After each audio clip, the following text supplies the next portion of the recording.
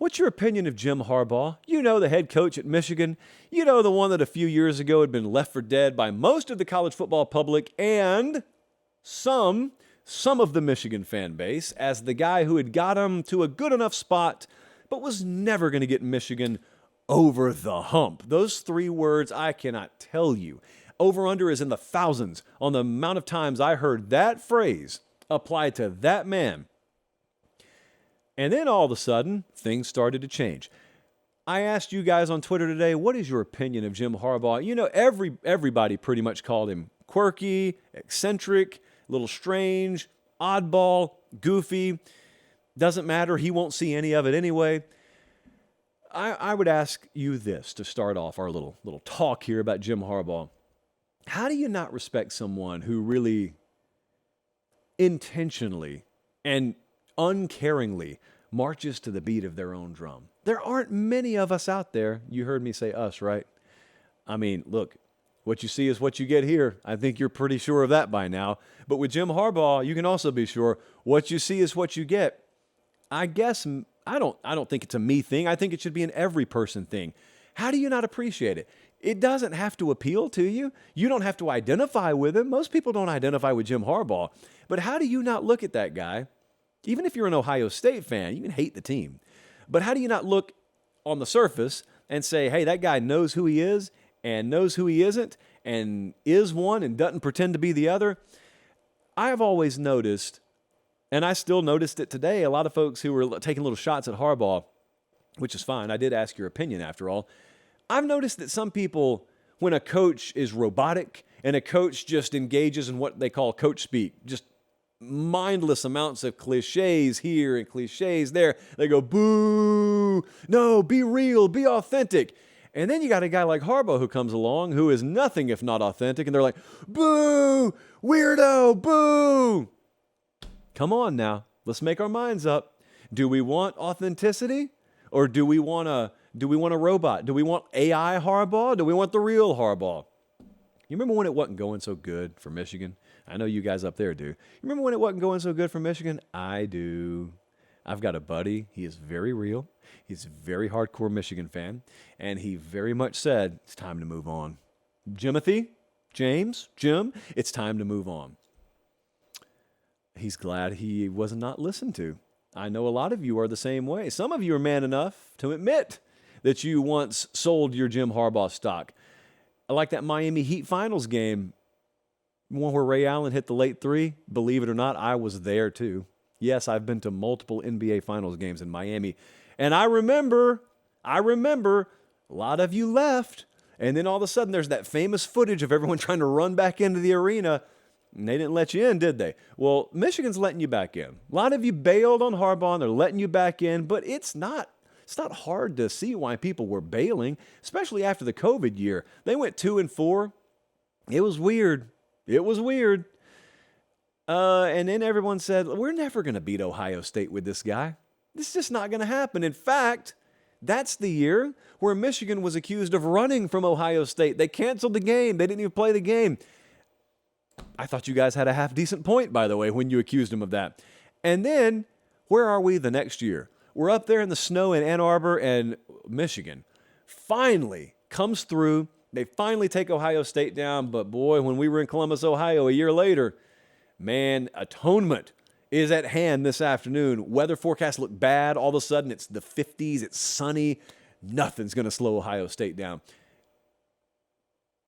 Yeah, it happened again. And all of a sudden, Jim Harbaugh, the dude who couldn't get over the hump, turns Ohio State into a speed bump, and they go to the playoff back-to-back years. Haven't done anything more than that, but they got 2 Big Ten championships and 2 wins over Ohio State in their back pocket, respectively. And now, it's like the toast of the Big Ten. And so, we bring our alien. We consort with our alien friend from time to time. He comes down from outer space, and we say, alien, got a little scenario to bounce off of you. And he clicks around, as aliens do. And we paint the picture of the Jim Harbaugh story arc and the coaching arc. You know what that alien would ask? He would ask, which loosely translates in English to, well, what changed? I have no idea, is my answer to the alien. And that's the point with Harbaugh.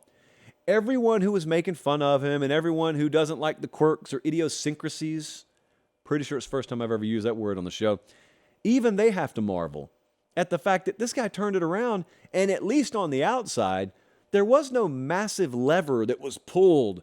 There was no break glass in case of emergency red button that was hit. They didn't pull out the nuclear codes and just go DEFCON 14 up there. They just kept doing what Michigan does. And it's wild in concept because most people don't think that works. Most people think, all right, let's try something. And if it doesn't immediately work, torch the barn, kill the rats, start over. Harbaugh did none of that. He had confidence that his approach would work, and it didn't initially work, and he stuck with it, and it works. And then, so the alien starts to load back up, and I say, hold on, here's some Reese's Pieces. Come back out here. I got more. He interviewed for NFL jobs during the process. What? The alien says, and I say, yeah. So get this. He was actually interviewing with the Vikings on National Signing Day. National Signing Day is where all the recruits sign. I don't know how they do it where you're from. And so, I still find that totally dumbfounding. That's the way that all went down. It looks like he's out the door, so much so that he interviews for the job on National Signing Day, doesn't get the job, comes right back, and a reasonable mind could look at it because both of his coordinators are gone.